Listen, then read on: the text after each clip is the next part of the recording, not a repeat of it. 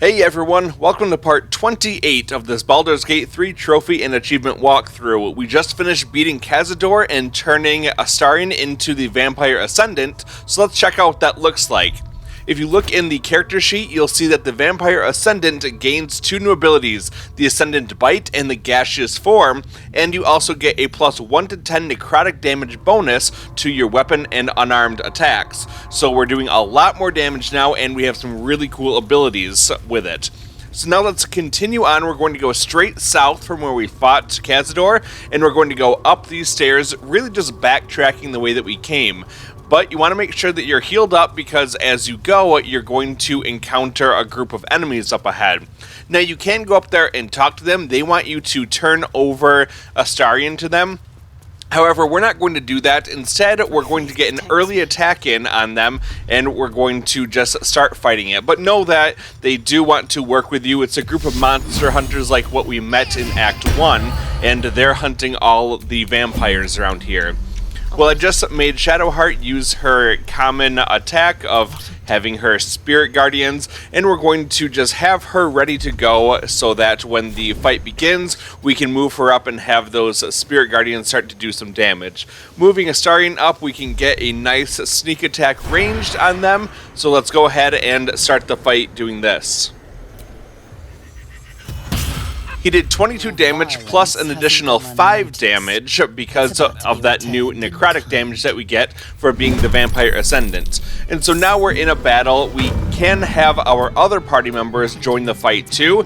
They're still hiding in the back, so we can move them up and have them join the fight as well. It's not a very difficult fight. There are a lot of enemies, and they will be obviously attacking us, doing a decent amount of range damage. You can see that there's a lot of people with bows in the back, but we can run up there and start to do some pretty good damage. This fight, like I said, not very difficult. It might take a little while just because of the number of enemies, but you should be very okay, especially if you healed up after fighting Cazador. So I'm basically going to skip most of this fight because there's not a whole lot to say about it, but it is interesting that you can get a good opportunity for the shove-off trophy here. If I remember correctly, I showed that off in part 2, but all you have to do is to get a kill by pushing an enemy to their death. They have to die from the fall damage. And as you can see in this hallway up close to the door, there is a spot off to the side where sometimes the enemies will run out there, especially if you're pressuring them. They want to keep their distance, so they're going to keep running away from you. And he just ran out of room here, so I was able to get the shove off here. Unfortunately, I missed this one, but I did have the bull rush ability to knock him off this way. But any of your strength-based characters should be able to succeed, push them off to their death, and that would get you the trophy if you haven't earned that one already. Okay, so now from here, let's go back toward the middle. There's going to be a big circle here, and we can use that as an elevator or a lift to bring us back up top. Who helped me get? The elevator lies ready to carry you back up to the palace. Ascend out of the dungeon.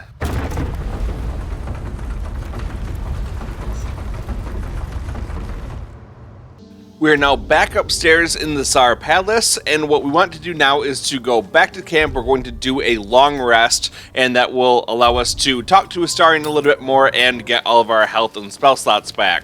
So first thing we're going to do is head on over and talk to Astarion, and you'll see he's a little different than we're used to. You probably expect me to turn into a sea of mist, run wrong side up on roofs, and to call on legions of wolves in battle. This will all happen in due time. But for now, patience is required. I hear the whispers of the night, but I can't yet speak its language. It's going to take a while to become acquainted with my new self. What is next for you? Everything lies ahead. I can see my path to a waking dream. From the Crimson Palace, I will govern day and night, create a city of spawn who bow before me, cast a fog over the world for my children. But first, we must manage the trifling matter of the brain. Perhaps it will listen to us. Perhaps it too will serve. We can't trust the brain. We shall see.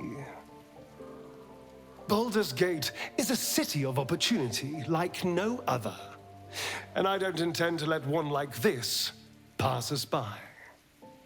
Alright, for the next thing that we're planning on doing, we're going to need Gale, so let's talk to him. So, a vampire lord walks among us.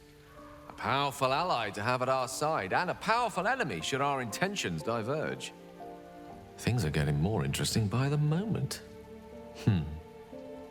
Let's talk to him again to add him to the team. I took Astarion off and I put Gale in his place. Because we haven't leveled Gale up at all, we get to do all 10 levels right now. So let's do that. I'm not going to show you all the prepared spells for every level, but I will show you the spells and cantrips that you'll want to learn, as well as the feats.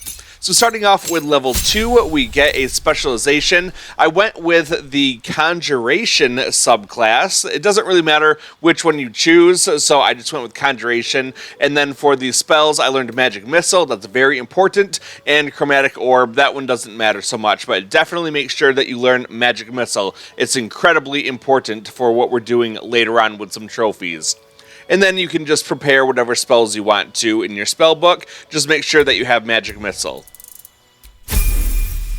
Okay, now we're going to go on to level 3, and as a wizard, you get level 1 spell slots and a level 2 spell slot. We learned Misty Step and Cloud of Daggers. Now moving on to level 4, you get a level 2 spell slot and a cantrip and a feat. So I grabbed the Shocking Grasp cantrip, and the spells were Tasha's Hideous Laughter and Melf's Acid Arrow.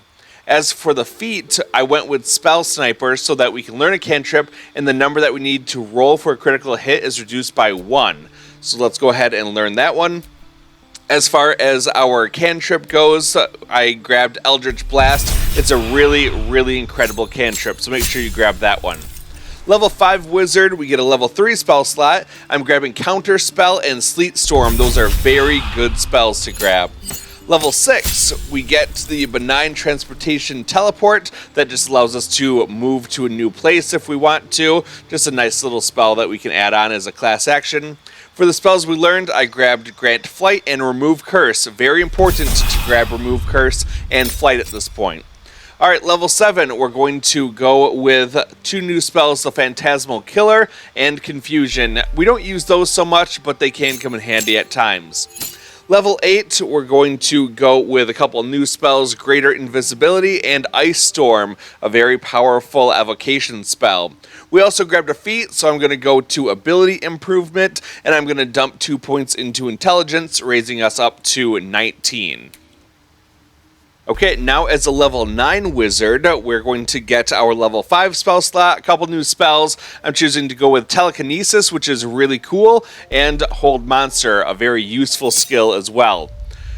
For wizard level 10, we also get Focus Conjuration, which means that damage that we take while concentrating on a conjuration spell will not break our concentration, and we get a new cantrip, so I'm choosing Bone Chill, and the spells are Dominate Person and Cloud Kill. Both of those are kind of nice in their own ways. Let's talk about the prepared spells in the spell book. Definitely take Magic Missile. You'll also want Misty Step. Grab Witch Bolt. It's very important coming up. I also have Remove Curse. We need that coming up. And Telekinesis. Don't forget to grab Grant Flight, Counter Spell, and Hold Monster. Those are also very good ones to have as well. So now that we're all done with that, what we're going to do is to finish off our long rest, and then we're going to go kill a dragon, and we will get a trophy for that as well. So let's finish up with this long rest. There is someone who wants to speak to us at camp, but that doesn't matter. We'll get around to that in just a little bit. Now that we're all healed up, we have all of our spell slots back, we're leaving camp and going back to the Sar Palace, but we're not staying here. We're going to fast travel now over to the Basilisk Gate. There is a closer waypoint for what we need to do, but I didn't get it just yet, so now we're going to run here from the lower city over toward the east, and that will take us back into Worm's Crossing. So let's venture forth into that area. We're going to run straight ahead past this Steel Watcher, Watcher, and there's going to be a door on the right side that we need to go into. So let's just keep running down, and then when you get over by the next Steel Watcher, that's when you want to turn right, and you're going to go through a door on the right-hand side. When you go in the door on the right, turn toward the right and then walk forward a little bit. You'll get another waypoint discovered here. So from here, all we have to do is go back out into the hallway. We're going to cross the hall and go into the other room. This is the spot where Mizora was earlier. We also went upstairs to the coronation. From here, we're going to go just to the left and then down some stairs. There's going to be a suspicious-looking wall on the side. There's actually going to be a lever behind the box just next to it. So go ahead, flip that lever. It's going to open the door. And now all we have to do is head down all of these ledges until we get to the bottom. So you can use the cracked rock to scale down to the bottom part. Once you're at the bottom, then just keep going down the ledges until you get to the very bottom part where you'll have to jump over a little bit of a gap. So from here, let's hop across, and then immediately to your right, there's going to be a skeleton. Walk past the skeleton, and there's going to be a perception check here, and that will give you the crack in wall to prison. Let's go in there, and then we just have to jump across the gap right in front of us. And then we're going to continue on up toward this broken wall. Now you can either try to punch it out. You might not be able to do it because it's sturdy, it's immune to bludgeoning damage. So we're going to switch it over to Gale. We're going to use the Eldritch Blast cantrip. We can fire 3 projectiles out and we'll be able to blast our way right through that wall. So now we're going to continue on from here. Let's keep going through the new hole in the wall, and we're going to be down in the Worm's Rock prison. Keep going down all the way, and then over on the right side, there's going to be a door. Go ahead, open that up. It is going to be locked, however, so make sure that you lockpick it, or you can just choose to blast it open with Gale's Eldritch Blast again. But it's not too difficult to pick. It's just a level 15 skill check. So once you open that up, then we're going to go inside. Be careful, though, because there's going to be guards walking around, and all you have to do is have an interaction with them. You can talk your way out of it, and then you can run around here without any issue. It's either lie You could or also try fight. to fight the guards and just kill them all, but I'm going to use deception here, and I have to do a level 15 skill check, but I basically have all of that for my bonuses anyway. Not a big deal to get past this one. And now I can run around here without being assaulted by these guards. Somehow the guard buys your excuse. You're free to roam Worm's Rock prison. Let's keep going all the way down toward the end of the hall. You can see the little diamond up there up on the mini-map. And when you get here, you'll notice that there's a couple of the dragon torches on the side. With Will, you'll want to use Witch Bolt. It's your electric skill. You can use the weakest version of it. And you just want to hit the different dragon head torches with that electrical damage. And you'll see that they start to glow blue. Let's use it again, and then we're going to target the one on the right. Once both of them have been hit by electrical damage, it's going to get rid of the wall in front of you, allowing you to go through to the other side. So let's go over here, and we're going to be in a new area. So now what we want to do is to continue along this path. We're going to be running around the side. If you do get arrested, you can go through this mouse hole from Worm's Rock Prison if you're able to make yourself very small and scoot through there. Well, let's continue on this way. We can then open up this wooden chest. There's a little bit of money, as well as a scroll of Ice Storm and a smoke powder bomb. Now we're going to just continue straight north from here. We're going to head down into the room that has the torches along the side of it. And there's going to be a couple trials that we need to get past, but luckily Gale makes it pretty easy to do that. Let's continue forward, and then we're going to go up to this door. You can pick it, but I think it's a level 20 skill check. Kind of difficult, so instead we're just going to Eldritch Blast our way right through it. And now continue on. You're going to be in a different area, and this is the spot where there's different challenges. So you'll notice as you run around that there's a large door right in front of you, and there's a statue guarding it. We have to complete 4 challenges to get that door to unlock. So turn toward the right. We're going straight east from here, and we're going to go through this large door. Now this is the most difficult of all 4 challenges. This is considered the Chamber of Courage, and what you need to do is to survive a couple rounds with a bunch of enemy waves swarming you. What I would suggest doing is getting everyone over close to one of these attuned crystals. When the crystals break, then they will give you resistance to elemental damage. The point of this trial is to have one person carry a torch, and that one person needs to survive. So what you might consider doing is taking Shadowheart and using the Sanctuary level 1 spell in order to be able to protect that person, making sure that they don't die. I didn't have to use it, but it is nice just to have, just in case things are looking a little bit hairy right at the end of the fight.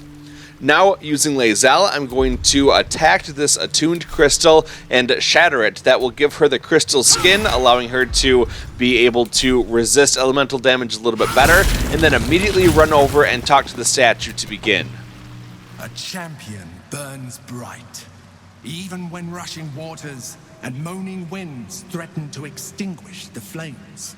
Take the torch, withstand the elements, prove your courage. Take the torch. So as soon as you grab it, that's when the fight starts. The first round is pretty easy. We have to survive for 4 turns in total. Now, the monsters around here, we can take them out pretty easily. You'll see that with the monk, we'll just run up there and start bashing away at them and doing lots of damage. Lae'zel's offense is going to be pretty hindered because she has to hold that torch the whole time, so she's not holding her normal weapon. She won't be as good in a fight. However, with all of her armor and her large health pool, she's going to be very difficult to kill, and we just have to get through that. So this is toward the end of the fight now. I just skipped through most of those waves because it just takes time, but it's not terribly difficult. You'll see that Lae'zel still has almost all of her health. The other characters are hurting. The monsters will cause these large tornadoes that also silence you. They do damage if you're standing in them. So just be very careful fighting through this with your characters, especially if they have lower health. They might take some extra damage, but we're just going to finish up the fight here, and then that will be done, and we'll be able to continue on after this trial. So here it's the last enemy's turn. He uses Raging Vortex. That's a big tornado that I was talking about. But now that that's over, it's going to complete the trial, and that'll be the end of that. Unfortunately, Gale went down right at the end. He actually didn't die in the fight. He died from the vortex after the fight when he started to run to join the rest of the team. So, sorry, Gale, that was kind of a mistake. But anyway, we're going to now move on from here. I'm going to heal up just a little bit using a short rest. There's no real fighting that we have to do from now on, but we're just going to keep our health up anyway. Now let's go back the way that we came. A quick note though is that whoever picked up the torch, you do need to re-equip their weapon because the torch made them unequip their normal weapon, so put your other weapon back on. Let's keep heading out into the main hallway, and then we're going to turn over onto the right-hand side, go around the statue, and then down the stairs. This will take you into a room with the lance board, basically a giant chessboard, and we have to solve the trial here within the Chamber of Strategy. There's a couple of tuned crystals in here. Go ahead, break those, and then you can proceed on through. If you have Gale in your party, but not your controlled character, he'll actually give you some special dialogue up here. We'll run forward and then talk to the large statue on the right. Prove your strategic wits. There is but one rule. The Dark King must fall in 2 moves. Are you a commander of armies, or a shivering pawn? Fodder for cleverer minds. Lanceboard happens to be a game with which I have more than a passing familiarity. Might I offer a suggestion? Go ahead, Gale. I'm listening. First, threaten the Black King. Move your rook 1 square to the right. That leaves Black only 2 choices. Option 1. The Black Bishop can take your rook. This leaves your queen free to move 3 squares to the right and checkmate Black's king, your knight pinning him down. Option 2. Black's king retreats up and right. Your knight can then move 2 squares left and 1 up to make the king, your rook preventing his escape. Did you get all that? No? Well, don't worry. I'll show you exactly what he's talking about. Run up this open aisleway all the way to the end, and you'll find the white rook piece here. Select it, and then go one spot away from you. In fact, Gale will briefly highlight the exact square that you need. So once you do that one, then look to your side. You're going to find the white queen piece, and you're going to move it a couple squares over to the side right in between these two other black pieces. Once you do that, then this trial is complete. So you just have to move those two pieces a little bit toward the side, and you'll complete this puzzle. Now we're going to go back up the way that we came, so go up all the way through the top of the stairs, and then we're going to go over toward the right side once again.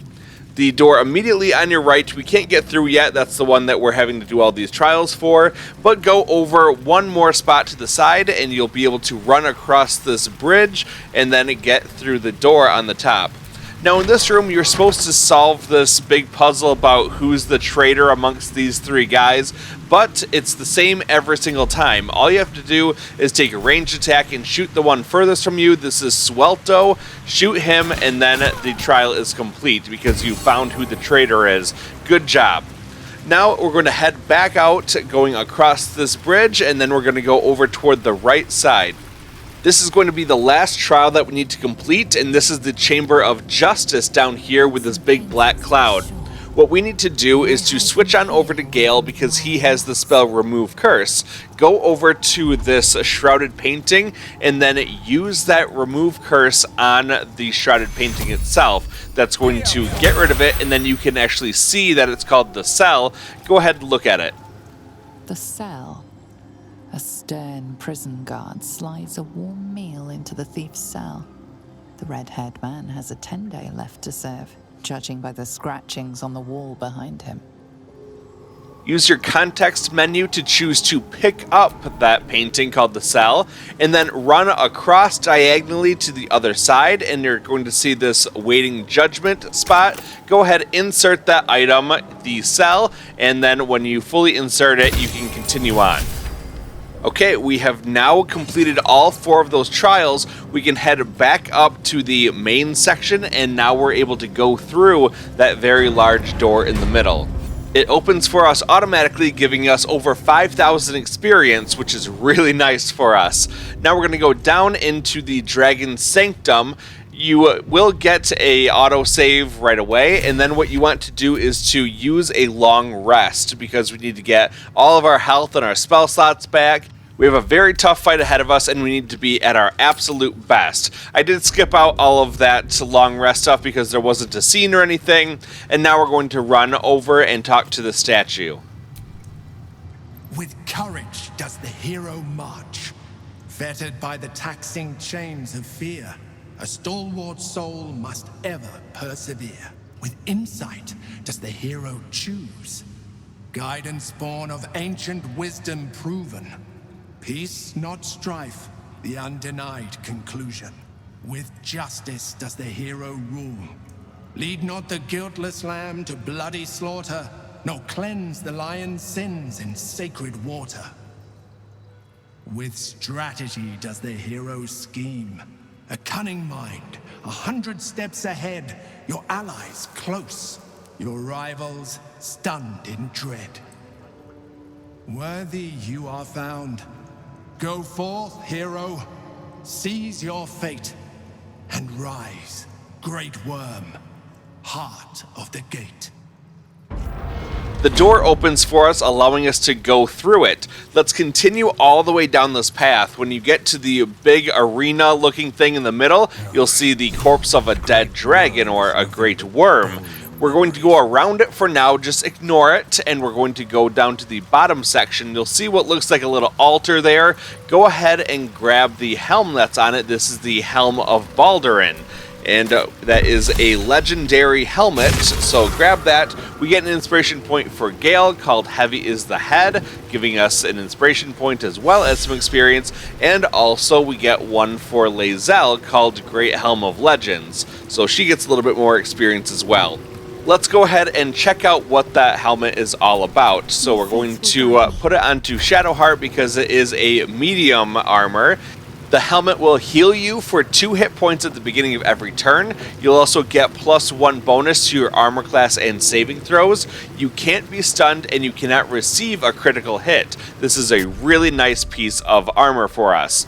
Definitely want to save the game before this fight, and as a piece of advice, I would say give yourself the illithid power called Perilous Stakes. It is up and to the left. It looks like this little heart here. Make sure that you grab that one because it will allow you to do double damage to this boss, and that's really important because you have to kill this thing fast and at a very specific time. Well, now we're going to run up the stairs back toward the body of Ansur, the dead worm. Try to get your party as close as possible to this boss because you don't want to be running around too much. You want to be right up in its face to just wail on it right away. So once you're all in position, loot it and then get a scene.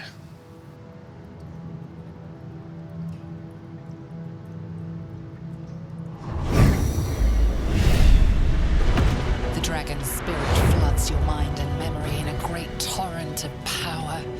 He is with you. He is within you. He is you. The next words that spill from your mouth are not yours, but the worm's.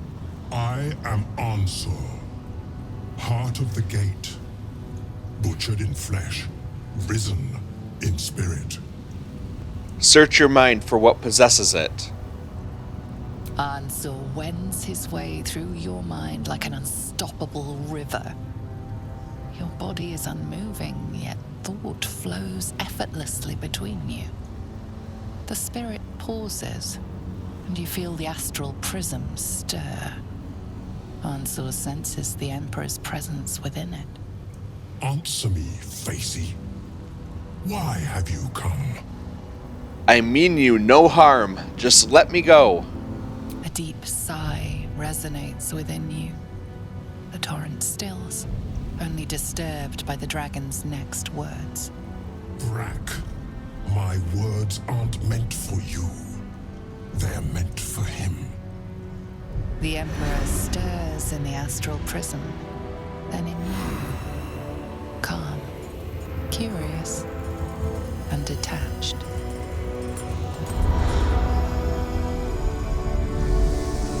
Balduran. Your presence has stirred me, as it ever did. I am awakened. Ansur, it's been too long. Will somebody please explain to me what's going on? We knew each other once, long ago.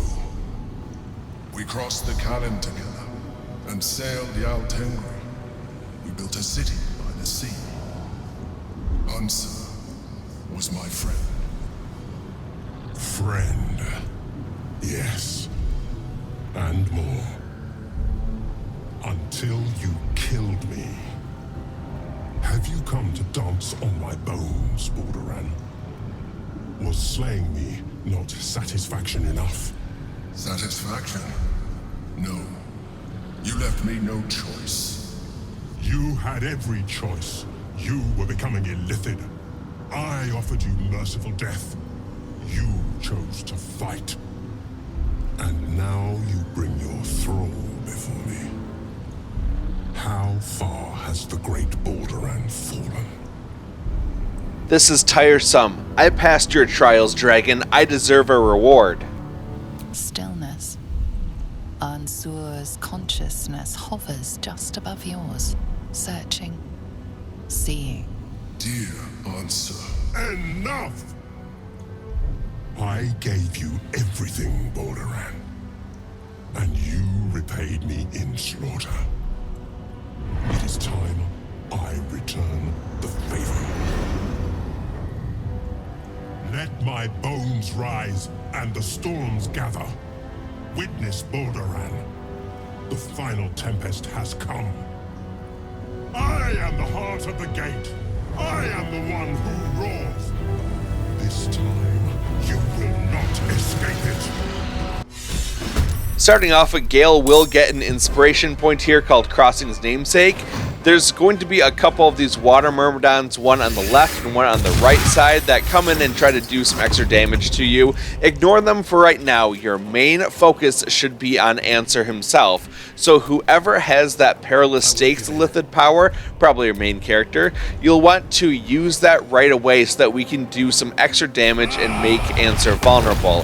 He's going to take a lot more damage. He does heal when he attacks, but that's nothing compared to how much damage we're going to start doing to him. So let's go ahead and use one of our attacks, and you'll see that with a critical hit, we did over 40 damage to him. That's really good, and now we're going to follow that up with another attack, and then it will switch it on over to Lae'zel, who will lay into him as well. Now watch his health bar drop as I use a main hand attack. That's going to take off another huge chunk of health. We can then follow that up with our secondary attack with the main hand attack. Now we can gain our attack points back by using our action surge ability and then attack him again. Unfortunately this one misses, but I can follow up one more time to do another main hand attack, and he's well below half health at this point. Now at this point I'm going to use my bonus action of Hunter's Mark. That's going to just ensure that we're doing a little bit more damage because we have to kill him on his next turn. This water myrmidon is going to come in a little bit closer. We're still just going to ignore them and focus on Ansur. With Shadowheart, I have a couple options. I could either rush in and try to use Spirit Guardians to do consistent damage to him and the other Myrmidons here, or I can use the level 6 Sunbeam spell. That's what I have for having the Blood of Lathander equipped. I'm going to go that route and do a big chunk of damage to him. And now for Gale, I'm not actually going to attack because I don't want him to get too low on health. Instead, I'm going to start working on crowd control by using Hold Monster on one of the Myrmidons so that they're not attacking me while we're grouped up together. So now we're just going to transition over to Ansur's turn, and he is going to fly up into the air and start hoarding power. As he's gathering power up here, this is the time that we need to kill him, so we have one more turn to finish him off, and if we do that, then we get a trophy. So now we just have to lay into him. We've got all of our characters ready to fight, and we're going to do as much damage as we possibly can. So Lae'zel's going to attack. We're doing lots of damage to him. Even though he's in the air, we can still hit him with melee attacks, which is really convenient for us, and we're going to just try to do as much damage as possible, whittling his health down, and he's going to fall by the end of this turn. Otherwise, he's going to basically obliterate us, and that's the fight. So you really only have these 2 turns to kill him, and then you'll get your trophy if you can kill him while he's up in the air charging up all this blue energy. So he falls, we get the crash landing trophy, and we completed the Wyrmway quest. But the fight isn't quite over yet. We still do have those Myrmidons to fight. You can loot his body to grab the Dear Ansur letter, just a little bit of the backstory here, so go ahead and read that if you want to. But more importantly, within the loot that we can grab is the Balduran's Giant Slayer. That's a great sword that we can have.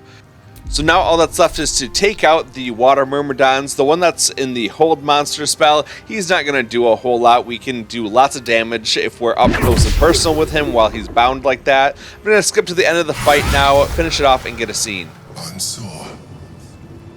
I never thought I'd see him again. So it's true, you're Balduran? I was. Now, I am much, much more. But it seems you are more interested in my past. You literally founded Baldur's Gate. Of course I'm interested. Such sentimentality. Very well. It's like I always told you. I was just like you. An adventurer who yearned for greatness. And in mortal terms, I achieved it. As captain of the Wandering Eye, I acquired enough gold to found Baldur's Gate. I stayed for a while to watch my city grow, but it was not enough. I grew restless again. The sea called to me, and I ran to her with open arms. Life at sea was not easy. Our last adventure was ruinous. My ship was destroyed, my crew lost, but my spirit was far from broken. determined to return in triumph once again. I heard of treasure in Moonrise. I strove to find it. What I found was an illithid colony, where I acquired a tadpole much like yours, and became a mind flayer, enthralled to the Elder Brain. It was Ansur who found me. Ansur who pulled me from the Brain's domination. Ansur who brought me home. He sought to cure me of my sickness, called on every healer he could find, nearly broke his spirit in the attempt. But he failed to understand. I wanted no healing. I was not sick. So you killed him. Even after he had exhausted all possibility of reversing my condition, he still clung to hope. I tried to convince him of my reality. I was on the cusp of greatness beyond my wildest dreams. But all he could see was a mind flayer. He came to me as I slept, a mercy killing in his mind. I saw the tears. I felt his grief. I had no choice but to kill him first. It was an act of self-preservation. I'm sorry you had to go through that. Me too. I hope I never find myself in that situation again.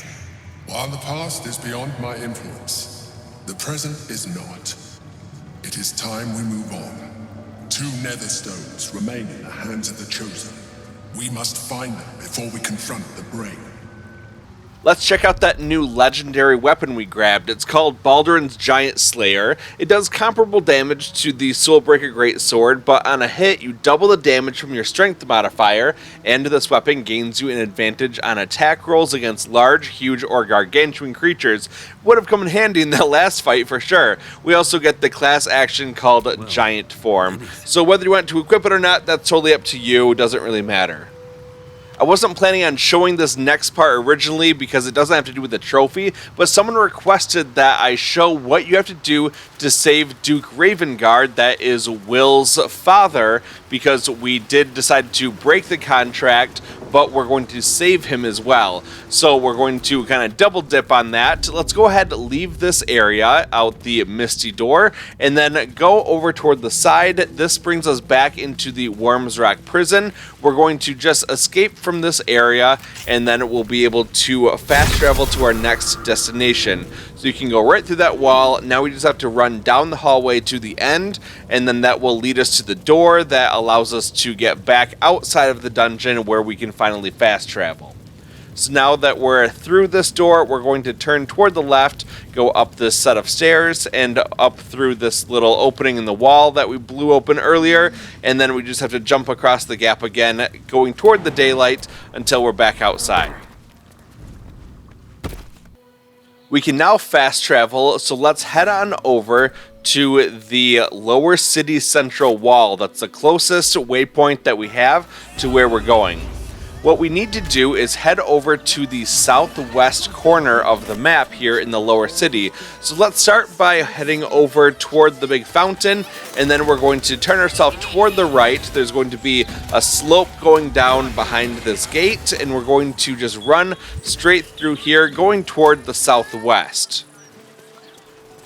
Keep on running along the road, and eventually you're going to see a cart over on the left-hand side. I'll show it when we get there, and that's going to be your cue for where to turn. Just keep following this road straight west until you get to that cart.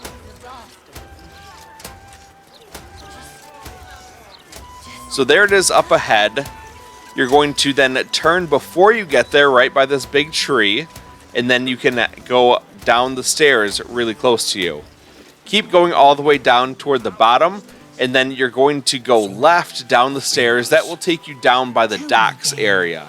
What is your interest in the astral plane?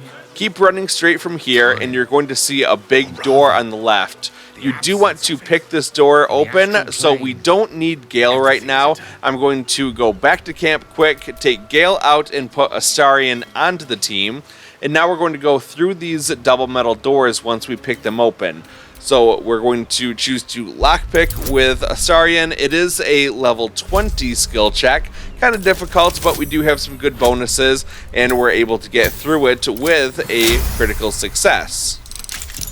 Now you want to hide before you go in here, so get down and then open the door, because there's some monsters inside here. There's these kind of big guard dog things. You want to try to get into a good position here. These guys aren't very tough, but I always like to try to do things quickly and stealthily if possible. So I'm just going to go around, try to get a good angle on one of these guys, and then launch my first attack. And then we just have to finish off the fight as we go along. So here's this Gristle enemy. We're just going to fight him.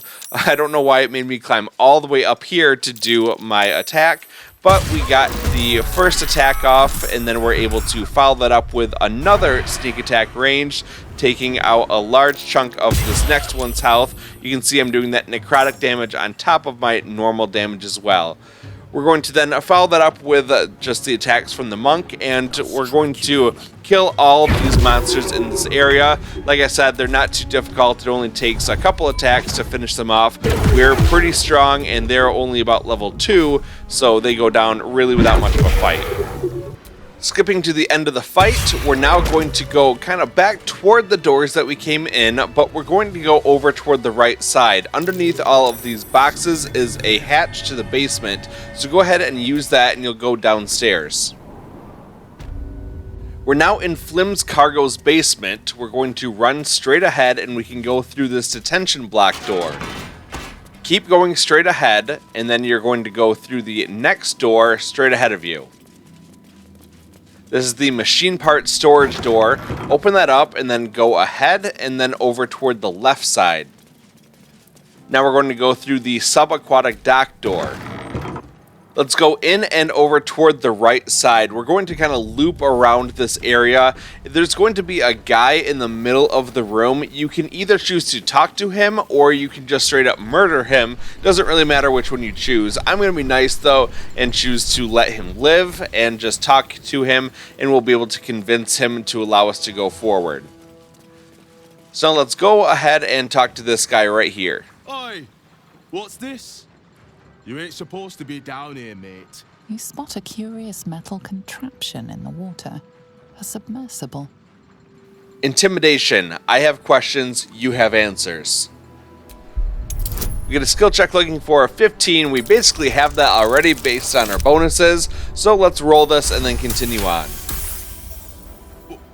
Let me guess. This is about them Umberly servants. You tell them to stay out of the way. Cap needs the right of way. He can't stop on a dime when they go darting in front of the prow. What do you mean about Umberly's servants getting in your way? Bloody salt is always flopping around in the water. I've almost hit one or two now. Might have even nicked one off the port bow the other day. Maybe they'll teach them to keep out of the way. Who's Cap? This big boy, the captain of Grey Harbour. Built him with my own 2 hands. Can take the passage between here and the Iron Throne faster than you can say, fuck the Absolute. What goes on at this port? Nothing without Lord Gortash's go-ahead. I transport whoever he needs taken to the Iron Throne. Prisoners, mostly, but that's his business. I've never heard of the Iron Throne. It's an underwater prison, most secure in the realms. Myself and Cap are the only ones who can make it there in one piece. Lord Gortash keeps some Gondians there. Collateral to keep those working in the Steelwatch Foundry under control. I need to get to the Iron Throne. Do you now? Boss never sends anyone that away but prisoners. Intimidation. I'm meant to go. Trust me. This is a skill check looking for a 15. Pretty easy, so let's roll it and keep going. All right. Keep that mad dog stare to yourself. I'll take you in. But look, there's some bad shit going down in there. You don't want to get involved. Neither did I, but it was them or me. I'll get Cap warmed up. Get in when you're ready. Now let's go forward and go down into the submersible hatch. It'll ask if we want to go down there, we will.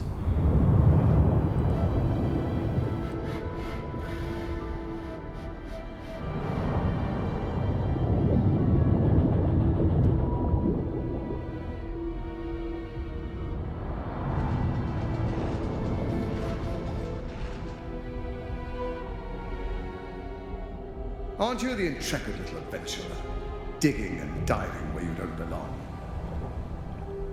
I thought we were friends. What are you doing here? The Iron Throne, a ruin from the city's dark past that could become a template for a brighter future. It is the most useful tool for motivating my Gondian workforce, key to the construction of the steel watch that keep the city safe. But like all tools, the moment it ceases to be useful, I will break it. Thanks to your trespassing, that moment may have come. Return to the city, find Orin, and claim her Netherstone as you agreed to do. And then I will forget this transgression. Your conscience pricks. You did agree to an alliance after all. But then again, what honor need there be with someone like Gortash? How many people are trapped within? How many lives will be lost? We don't have to stay on Gortash's good side, so let's dock at the Iron Throne. That was a mistake. When the corpses start to wash up on the shore, remember, you could have prevented all this.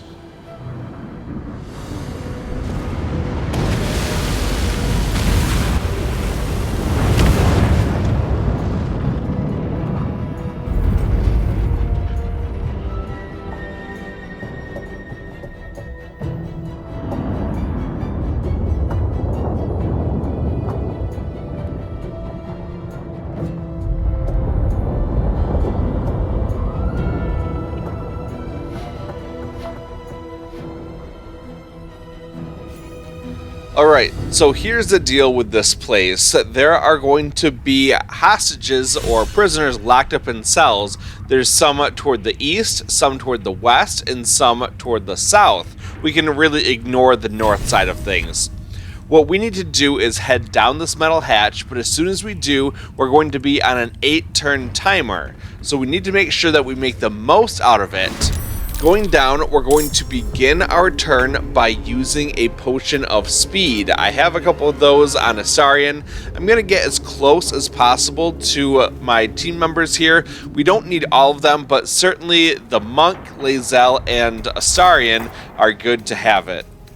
So now I'm going to choose to throw this potion of speed, and I'm going to aim right in between the three of us, and you can see who's going to be affected there. Let's throw it, and we're all hastened. This will double my movement speed and allow me to do additional attacks every turn. Well, heading down here, you can see the different directions that we can head. What I'm going to do is start by using range attacks to hit the lever in this room. That's going to open up the cell and allow the person to come out of there. There's also another one over on the right side by where that enemy is. Now I'm going to take Astarion and run forward. We're trying to get as much distance as we can going forward. Now we're going to take the Monk down, and instead of following Astarion, he's going to go the other way. He's going to turn toward the left, and that is toward the east. We're going to try to get as far down this hallway as possible. So you can use things like dash or step up wind dash, whatever you want to do. You can even use fly if you've got that. But we're going to get all the way down to the end of this hallway. You can see the absolute crazy amount of movement that we have when we dash on top of that potion of speed. You may run past some enemies. Don't worry about that, though. We'll be finishing them off later. Our main goal is to get down to the bottom part here so that we can start undoing these levers. We're going to keep using them so that we can free the prisoners in this area.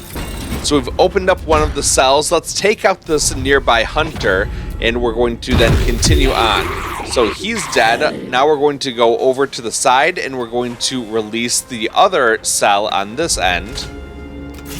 And finally, we can go to the middle and unlock the one that contains Duke Ravengard. Now, be careful, because as soon as he leaves the cell, Mizora is going to show up and also have a couple enemies, these fiery spiders, come down, who make things pretty difficult for us. I'm going to bring then Lae'zel down to the bottom, and she's going to go the opposite direction. She's going to go over toward the west, and we want to get her as far down here as possible as well. So go ahead, use dash, and we're going to try to run all the way down to the end of this hallway. There's 2 different cells in that room, as well as a couple of monsters, but Lae'zel is definitely strong enough to take care of all of those guys. She also has a ranged weapon, so we'll be using that to unlock the levers and let those doors come out.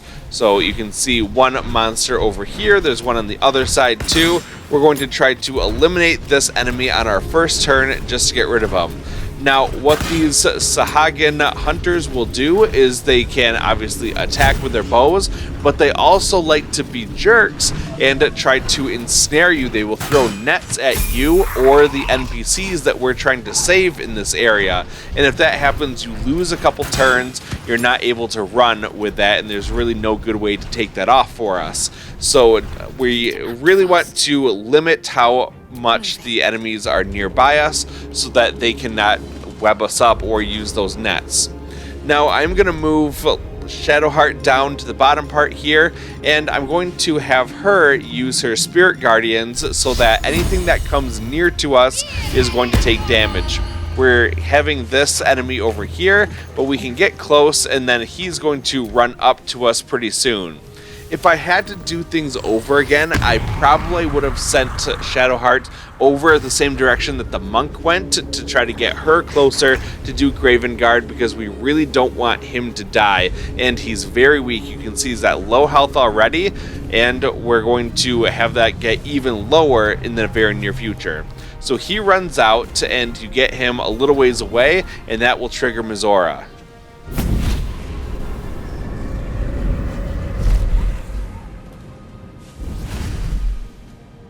Well, look who it is. I was hoping you'd bound along. A bargain's a bargain, and I've come to see it through. Mia Furia. Kneel for me. If only Will were here to see this. This is what he wanted, after all. Now, stand back and enjoy the show.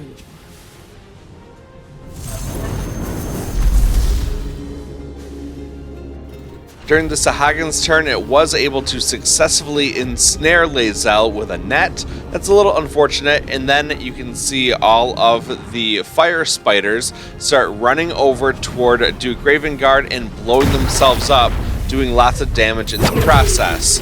We're trying to limit how much damage he takes, and yeah, it is kind of difficult to get him through unscathed. You really have to focus on getting rid of those spiders, but primarily while the spiders are not very close to him. It's not always easy, but if you time it out right, you can get it pretty well.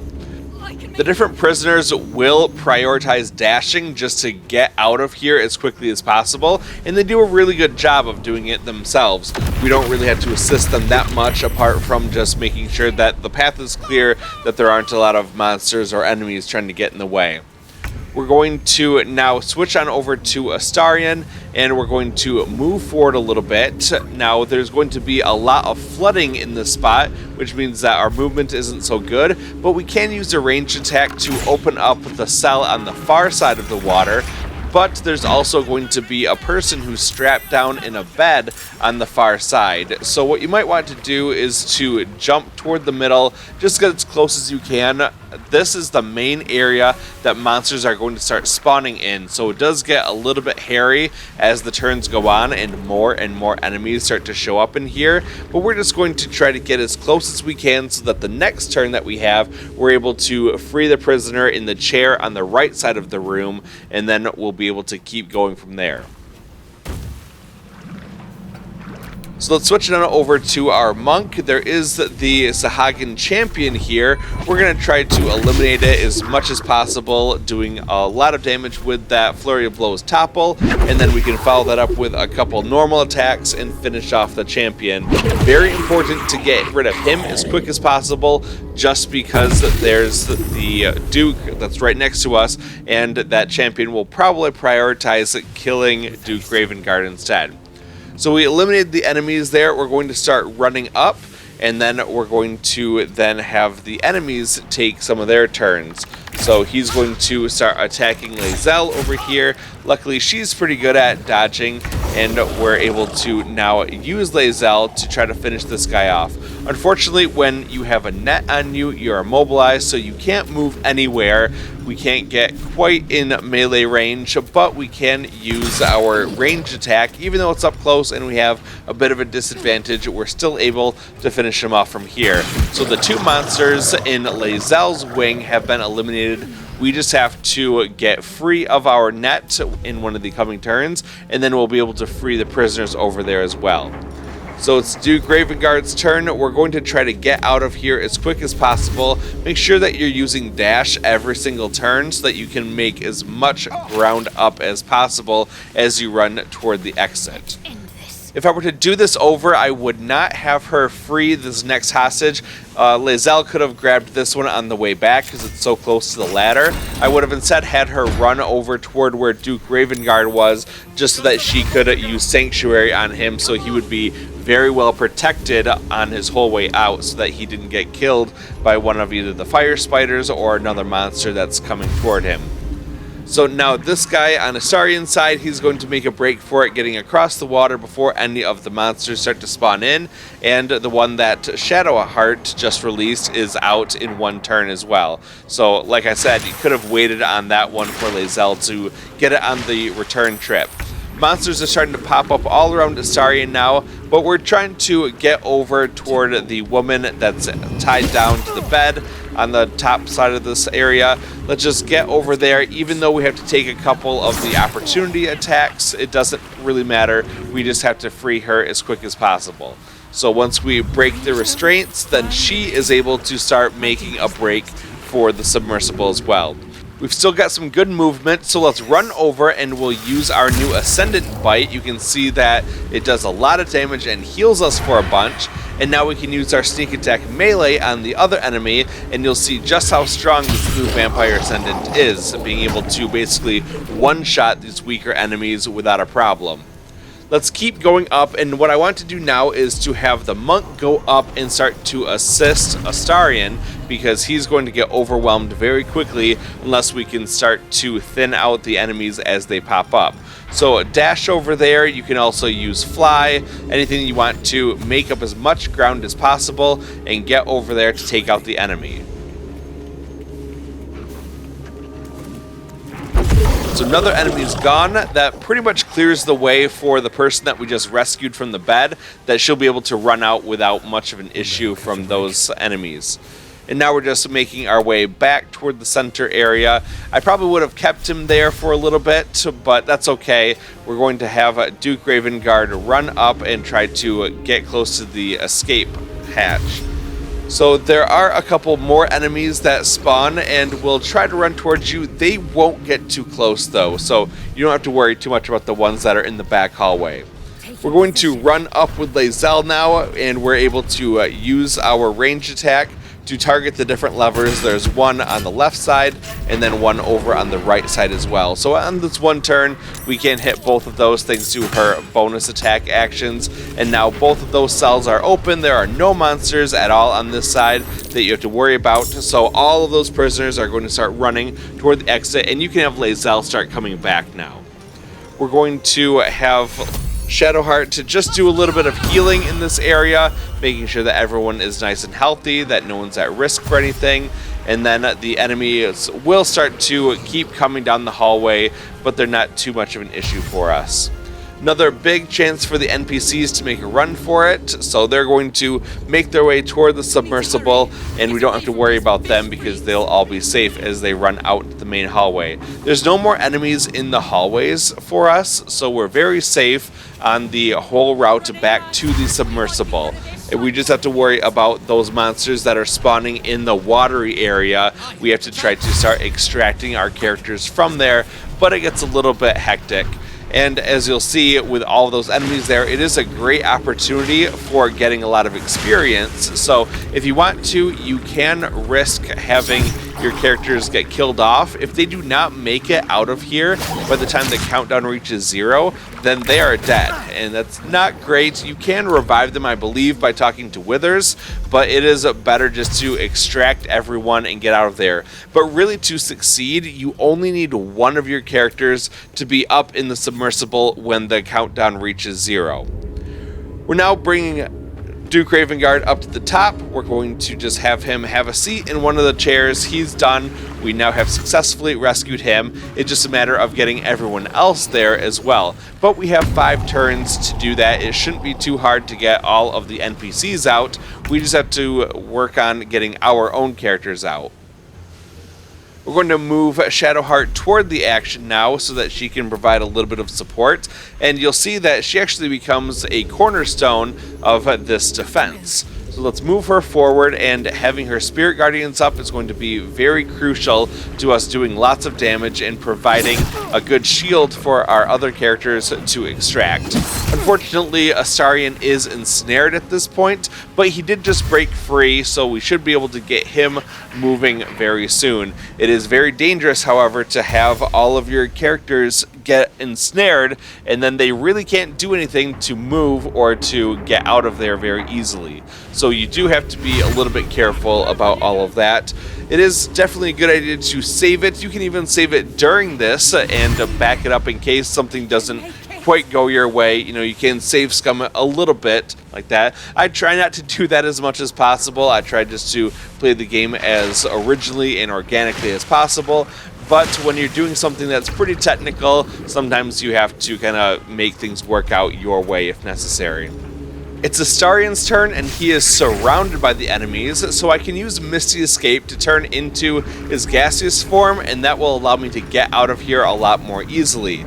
We can also use the fly ability to get around enemies nicely. We don't have to worry about walking through the water and having decreased movement speed because of that. We can fly right over those hazards and get out. You might still have to deal with some attacks of opportunity, but that's okay. In the gaseous form, you don't take a whole lot of damage. It's a little bit harder for the enemy to hit you. I didn't have a whole lot of good luck though, because they still hit me pretty good as I'm going out of here, and you can see that I start taking some pretty big damage as we go out, and the health will start to get lower and lower with him, but we can get out of here and have the monk come in and provide a little bit of support here.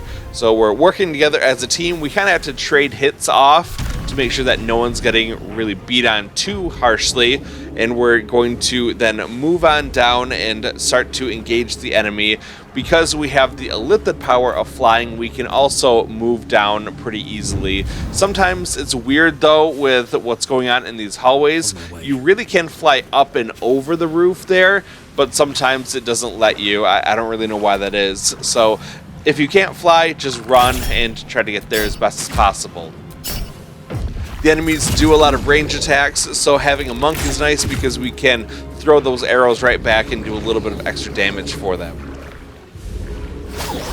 Now they do net up the monk, which is not very good. He's ensnared, and he's kind of a sitting duck there because we can't do a whole lot while he's right there, and you can't obviously move to get into attack positions or anything like that. You can't choose to fly or do anything to remove the ensnaring. We just have to deal with it for a couple turns. Luckily it lasts about 2 turns, and we've got 4 turns. As you know, we have a lot of movement speed.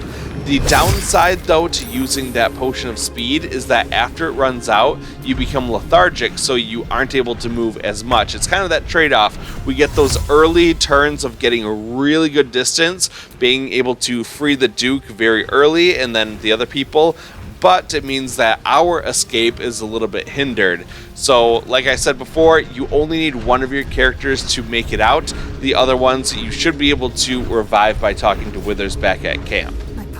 Let's move Lae'zel back up, and then we're going to get her back toward the middle of the area. She doesn't really need to do a lot of fighting anymore. We can kind of just leave her back toward the submersible and get her extracted. But I am going to start moving Shadowheart up with those Spirit Guardians. She's going to be really good at fighting the enemy off and trying to kill them as they come into range of either the monk or her. More Sahagins running forward. You can see it's getting pretty hairy there for the monk. There's a lot of enemies running toward us. We just have to do our best to eliminate them and then try to extract as fast as possible. More NPCs running up. They're all safe now. These ones are also dashing and they're going to be safe. Those were the last two of the NPCs that we had to rescue. So now you can see from the portraits at the top that it's really just our characters versus a ton of the enemy. Our monk can't do a whole lot. There are a couple enemies that might be close enough, but being immobilized is really not fun because we can't do a whole lot of damage if they are even a little bit out of melee range. So just attack the ones that you can, otherwise we're just going to end the turn and then move on to the enemy trying to do some big damage to us as well. Okay, now what we're going to do is try to extract Astarion. He is doing okay on health right now, but we do need to get him out of here before things take a tragic turn for him.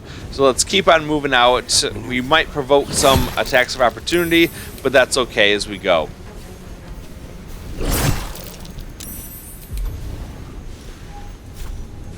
And we're just going to keep flying up toward the extraction point.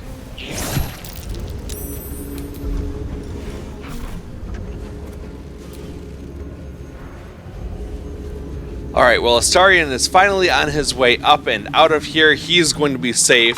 It's now the enemy's turn. They get a lot of turns to attack us before we get a chance to really do anything. Unfortunately, you still have to deal with Duke Ravengard as he's just upstairs in the submersible. We can still control him, but we're just going to skip his turn every time. And now we get more enemies trying to attack us. When they're using those range attacks, it's pretty difficult for us to do anything about that, so we just have to endure getting constantly pelted by arrows. It's nice when they try to attack us in melee range because we can actually do something about that, and it makes it pretty easy for us. So with Lae'zel, I kind of have a choice. Do I want to just have her be safe or have her join the fight? I'm going to Misty Step over toward the middle, and then I can follow that up by using Dash and try to get down so that she can provide some support too. It doesn't really matter. I could, just have her be safe at this point, but I figure I've got 3 turns. I can probably get her back in that amount of time when it's time to extract her. So with Shadow Heart, you can move her forward a little bit, and then Spirit Guardians will attack everything around here, doing tons of damage, maybe even finishing some of the enemies off outright. If you really wanted to, you could use something like Death Ward or Blade Ward to protect yourself, especially if a character looks like they're going to be dying soon. Unfortunately, things like Dimension Door, they will not allow you to teleport someone who's ensnared. You really cannot do anything about that. So what we're going to do instead is go on the offensive, and we're going to use Eldritch Blast in order to try to fight off some of these enemies. This one's only got 1 health, and then his friend next to him has a little bit more than that. So I killed off the one that only had the 1 health and did a little damage to the Sahagin champion next door. And we're just going to kind of sit in this area as best as we can. There's not a lot of room to move around with all the corpses and stuff, so we're just trying to stay close by so that we can hit them with the Spirit Guardians when the turn comes up. Looks like now the enemy has a lot of turns, so we're just going to try to endure that. Some of them are in the back hallway. They'll move forward, and we'll be taking those guys out as well. When you get down to 2 turns, then you get a little message from the Emperor. You must return there. Now. It's the only way we'll survive this. Finally, it looks like we are no longer ensnared with our monk, so we can use Step of the Wind Dash to double our movement speed, and then pair that with Fly to get all the way out of here in 1 move. So even though we have to provoke an attack of opportunity, totally worth it. We've got enough health to get out of here. We just have to get our way past all these guys and then try to get out. I'm pretty sure that I provoked like 4 different attacks of opportunity here, just because there's so many guys bunched up right next to me. So I had to issue the command multiple times just to get out, but eventually he was able to run out and then make really good progress toward getting up and out of this place. Alright, so the monk is now safe and inside the submersible. We can just kind of park him over to the side there and move on. The enemies are going to keep coming up, trying to get close to Shadowheart, but they're just going to meet a very fiery end. Let's keep on moving up now. We do have Astarion in his gaseous form. We're just going to keep on flying over toward the exit and get on up. Unfortunately, he did not have quite enough of his movement speed to get all the way up, but we can get him really close, and he'll just be up during the next turn. More enemies running up, trying to get to Shadowheart. They all die. And now it's a bunch more enemy turns until we get a shot with Lae'zel.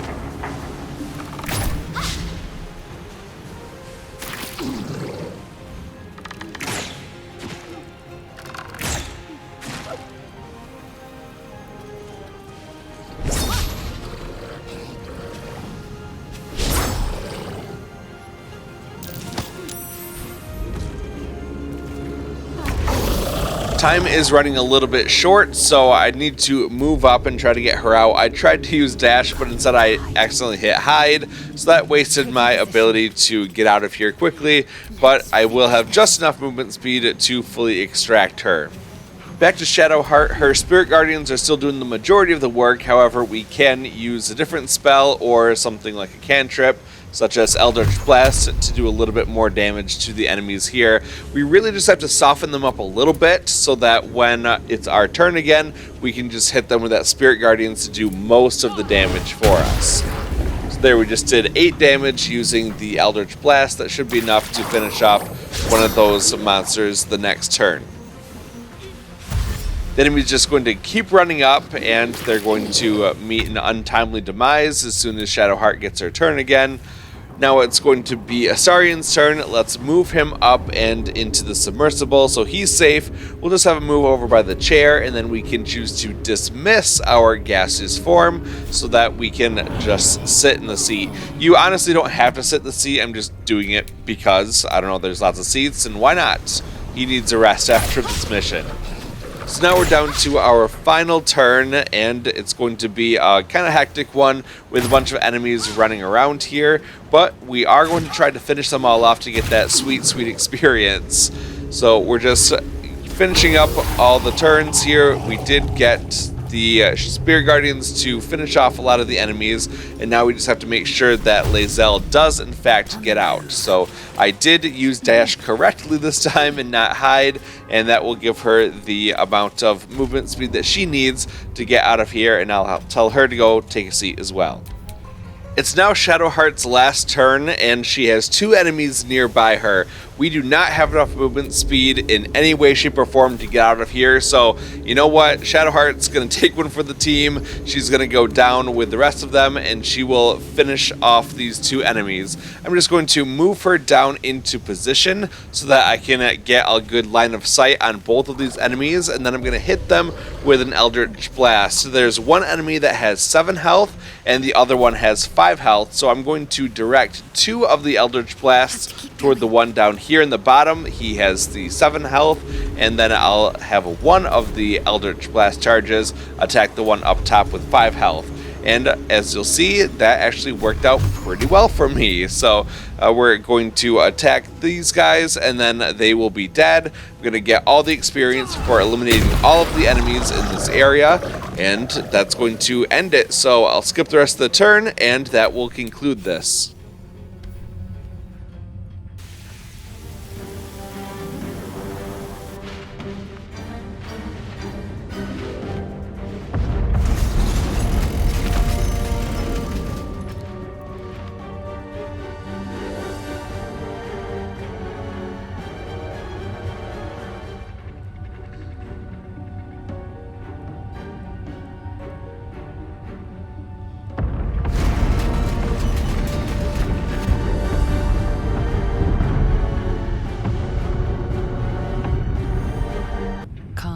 Greets you as the submersible slows to a halt.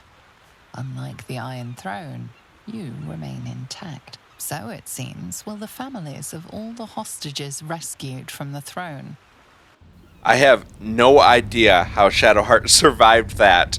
For some reason, she still has a lot of health. I thought for sure that she'd be dead, but she's not. So, I'm gonna run forward here. There's someone who wants to talk to you. This is Obelia Tubin. Let's talk to her. I can't thank you enough. I was certain that place was to be my cold, wet tomb. You saved us. Saved us all. I thought it impossible, but you did it. We were kept hostage to control our families and the Steel Watch Foundry, to keep them building Gortash's death machines. Please. They need to know what happened here. They have no reason to obey Gortash anymore. If they rebel, it'll put a dent in Gortash's steel might. Alright, I will help the foundry workers rebel. God smiles on me this day. Thank you. Okay, let's head on up this iron ladder that will take us out of the submersible. We can't get back into it, however. We're now stuck on the outside. We need to put our team back together, so let's transfer control over to Shadowheart and see just where she is, because we know she's not in the submersible with the rest of our team. So she's actually on a beach over here in the lower city. She must have washed up on shore or something, but hey, it works out for me. So from here, I'm just going to tell her to fast travel to the camp, and then I'm going to go back over to Lae'zel, and then she is going to team up with Astarion, and then they will leave the submersible, only to then get teamed up with the monk. And now that they're three together, we're going to fast travel to the camp so that we can reunite with Shadowheart. Kind of a roundabout way of doing things, but hey, we got it worked out. There was a fun little side quest, and in the next part, we're going to figure out a little bit more in terms of the ramifications for us saving Duke Ravengard. So until then, thanks for watching. I really appreciate it. Make sure you hit that like button if you enjoyed this video, and also subscribe if you haven't done so already and you want to see more of the series. We're getting kind of close to the end of the game. We still have a few things left to do and a few more trophies to get, so I look forward to sharing those with you soon in the near future. Until then, thanks for watching and have a good day.